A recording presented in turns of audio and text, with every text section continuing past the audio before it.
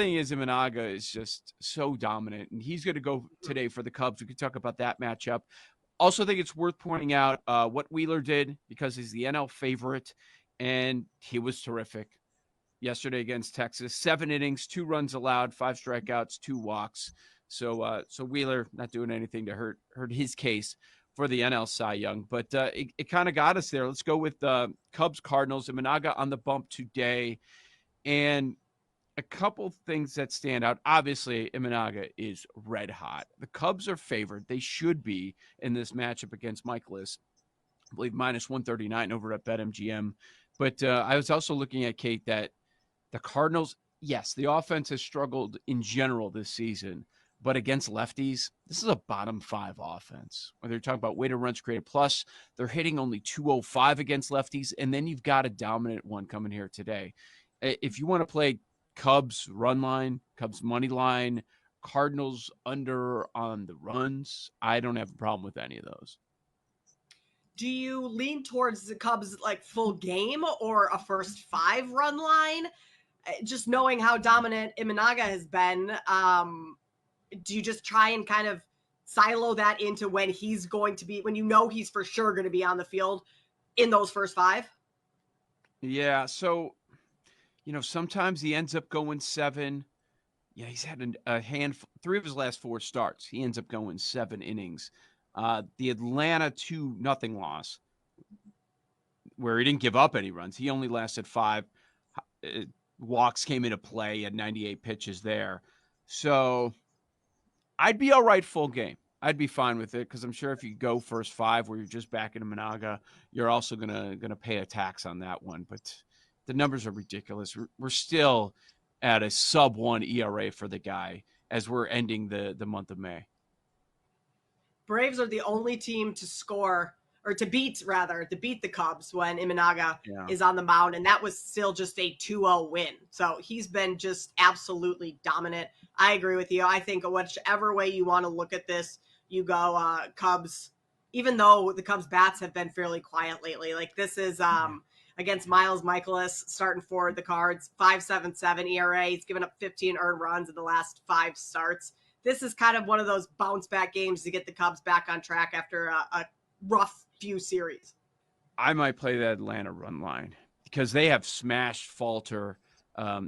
This lineup, 48 plate appearances, they're hitting 378, average exit velo north of 94 miles per hour. So yeah, I mean, I thought it would be a much higher price. If you want to go Atlanta run line, they're going to get that 9th inning at bat no matter what, being on the road. I'd certainly consider that. And then Washington is the other game you said. Nats are plus 130 on the run line and plus 130 on the money line, minus 135 on the run line. Nothing there. So what else? Here we go. How about Miami, Arizona? We've got Gallen, their horse, going for the Diamondbacks. They're significant favorites, minus 183. But if you look at Miami, they really against lefties, Arizona against lefties, I'm sorry. They've been killing it. I mean, they are a top 2 offense, 347 on base this season, and Garrett being a lefty, I would consider ways to back Arizona, whether you go run line over on the team total. Yeah, they've smashed Garrett, so I think that's a pretty good look.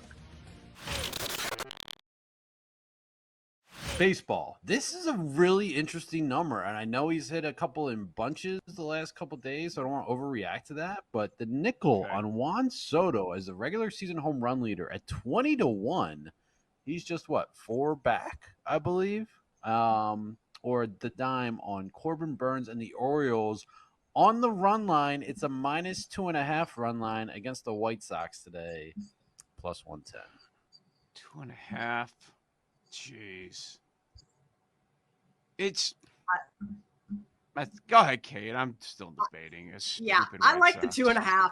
And maybe that's a little biased because I'm a White Sox fan that doesn't watch the team right now. But I mean, You're they're a losing Sox by. Fan? Well, okay, I'll caveat that. I'm married into Sox fandom. Like my husband is a diehard fan that I wouldn't be allowed to. And I didn't really have a team to begin with, so I have adopted the White Sox. And we used to go to games all the time, and we have not been to one this year. And likely the only reason I will go to one this year is to get that campfire milkshake dealie. That looks fantastic.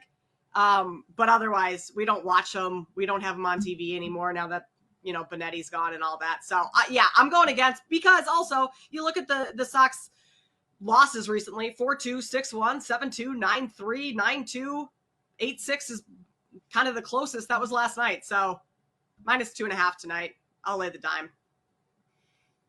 I support not getting Jerry Reinsdorf any of your money. And I certainly back that 100% for a number of reasons. So 4 back, and he's on a tear. That's not bad. At that number, I didn't think that Soto would be that short, especially with that porch in right field for the Yanks. Right. Yeah, that's a pretty good look. I wasn't thinking Soto, but at that number, since he's making a run, sure. And it's not even hot yet. So, I mean, you can make that case for all these dudes, but yeah, he'll be in there. 20-1. Yeah, that's probably a good price point. When you pull up your sports book, it's something, as a longtime WNBA bettor like you are, something you haven't seen before. So a feature dedicated to one person, and she's brought so many people in the game. That's why people are talking about it. WNBA betting has always been popular, but now it's kind of reaching the masses. Now it's getting to a different level. So have you found a way to take advantage of this Caitlin Clark mania? Yeah, it is tough because, I mean, people are expecting her to go score like 30 a game, but if she's averaging almost almost 18 points per game, that's really good as a rookie. That's like really, really good, especially on that team right now where they're having a lot of issues trying to figure out what this team is all about and how to get it done. So for example, tonight, like the Caitlin Clark props have been getting, and I talked to the books heading into the season, they were saying like, yeah, we do expect there to be some blind betting on the over, going against her points closer to tip off, or going against her assists closer to tip off. You may get better line value because they may get, juiced a little bit as that blind money comes in. But I think over time, the casual fans will kind of peter off, especially with the Fever not doing very well right now. And then we'll get kind of a correct market on Caitlin Clark right now. As for tonight, I am going under on her rebounds at 5.5. I got it at -115. The under on rebounds was out there as high as like -135. And you really want to shop around because there's some big discrepancies in WNBA props from book to book, and not just in price, but in like the actual totals itself. Her projections for tonight are around 5 rebounds. This is a tough spot for them. They've been traveling a lot. They're playing a lot of games in a really tight spot. And then also to Los Angeles is the best rebounding team right now, according to rebound rate. They're not giving up much. And then Indiana is just not getting it done on the board. So I did go against, the popular pick that is overs on Caitlin Clark props. And that's one of the bets I have going tonight.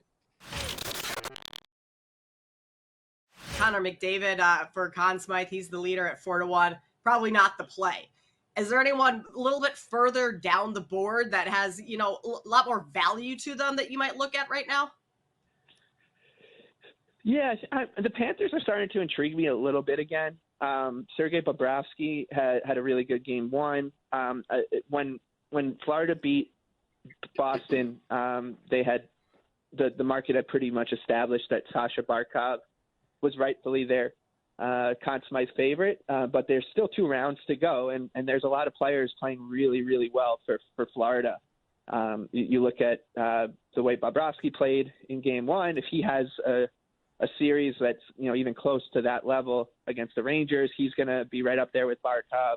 There's obviously room for someone like Matt Tkachuk. There's even some room, and this is much more of a long shot, but for Gus Forsling, the secret's out on him. He's one of the best defensemen in the league.